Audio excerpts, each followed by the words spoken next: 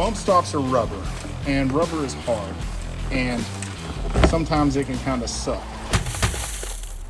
All right, guys, you may have seen the video that we did on Kim's Jeep for the SumoSprings, and the Ford's going to be a little different. The front, I'm actually going to have to ask Mitchell what they do, because they do look so different than the version for the Jeep. But at the end of the day, guys, bump stops are rubber, and rubber is hard, and sometimes it can kind of suck. So these things are hand poured, and it's a microcellular polyurethane. What that's going to mean for this is it doesn't just hit and bounce. This thing is progressive.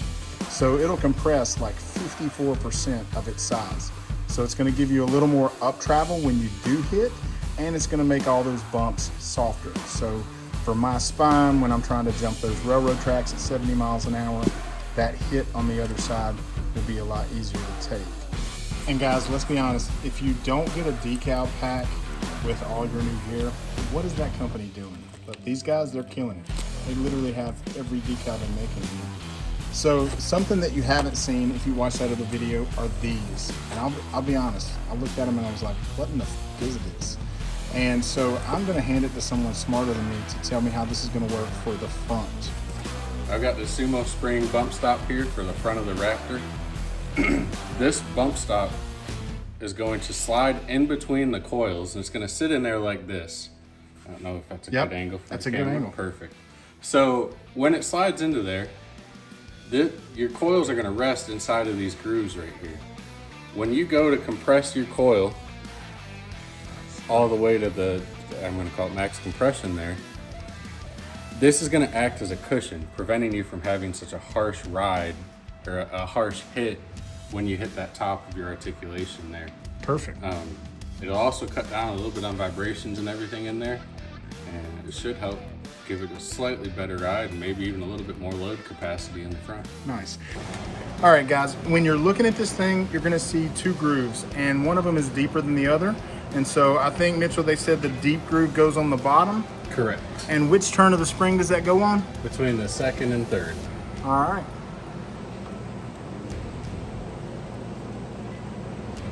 So once you get it started, you just kind of fish it. Yeah, it just follows along. Nice. Nice. Just like that, guys. Good. Huh. Easy peasy.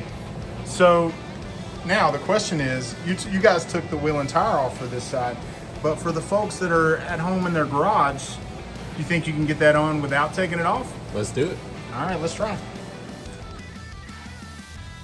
All right, so since you're going around that second and third, guys, it really is as simple as just feeding that on.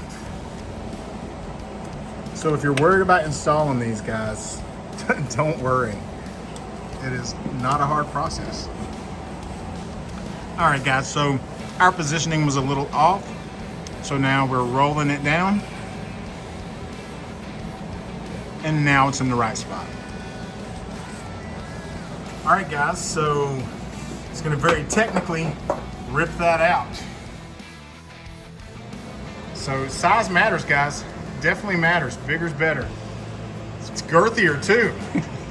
We are leaving the wheels and tires on. This thing isn't jacked up. And you've got what, one bolt there in the center? Yeah, don't pick it up a little bit more. Just jacking it up enough to give him some room to work. All right, so first we have our bracket that goes up on the frame. You have two holes here. Make sure that when you mount this up to your frame, you're using the hole that puts this the most centered over the factory bump stop pad on the axle side. Next we have a spacer.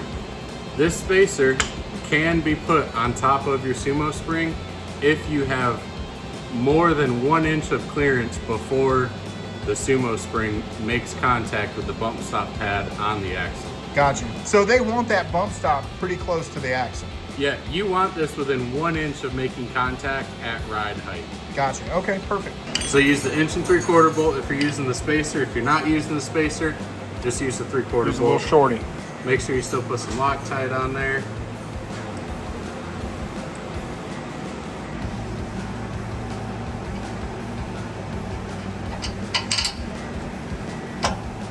And you just drop it in the top side. Yep, drop the bolt in the top side.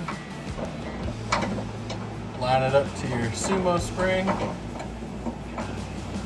It's easier if you twist your Sumo spring until it's hand tight. Yep.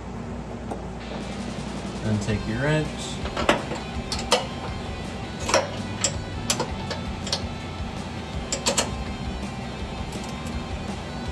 It's coming down. Alright, so right there you see, it looks like we're touching in the very center of that pad mount. There's a little bit of space on the side. That is exactly what you want from SumoSprings. All right, guys, so everything's in. We just test drove it. Everything's good. So there's the fronts. Come back around to the back, see if there's good lighting out here with the sun. The install was actually much, well, looking outside, looking in, it was much easier than I thought it was going to be. So how did it work for you, and what did you feel about the product? Honestly, that install went insanely smooth. Very easy, definitely could be done in your driveway for those at home wanting to do this on your own. You only needed a 13 millimeter, a 15 millimeter, and a jack to get it all done. So like I said, you know, it's very, very simple to do. It went in easy, the instructions were easy. It made a little bit of a difference in the ride quality. I felt that it wasn't so bumpy. It kind of firmed it up a little bit on the little bumps. Yeah, for sure. And of course, I'll test it out on the railroad tracks tonight when I hit it about 70 like General Lee. But it's for science. It's for science, Yeah, Mitchell. it's all science. But overall, the quality feels like, I mean, the welds on the little plates, guys, you know, typically that's stuff that people forget about, and the welds were just, somebody laid down dimes. It was beautiful. So I feel like the quality's there. So who would they be good for? Who is SumoSprings built for? The overlanders, the towers? I mean, is that kind of the people, or just anybody that wants to eliminate body roll? I personally think it's a good all-around product. I don't think you can go wrong with it no matter what you're putting it on. Nice.